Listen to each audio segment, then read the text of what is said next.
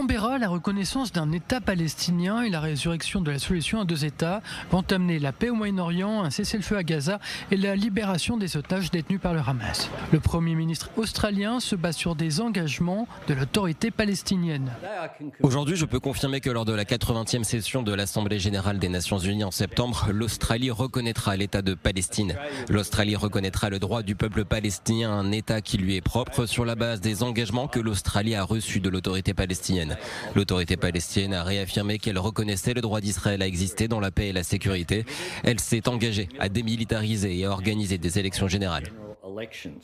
Anthony Albanese veut ainsi faire pression sur Jérusalem en rejoignant Londres, Paris et Ottawa dans la volonté de reconnaître un État palestinien à l'automne 2025. L'ambassadeur d'Israël en Australie a déploré la déclaration du gouvernement dans un communiqué.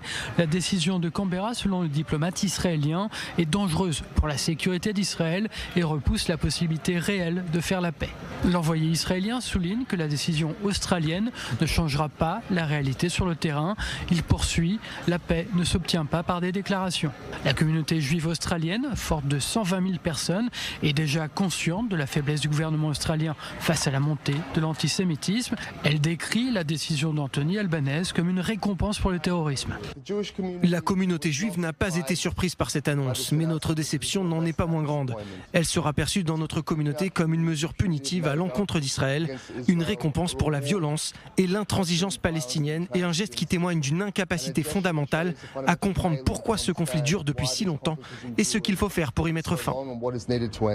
La Nouvelle-Zélande a déclaré qu'elle examinerait la possibilité de reconnaître un État palestinien dans les prochaines semaines.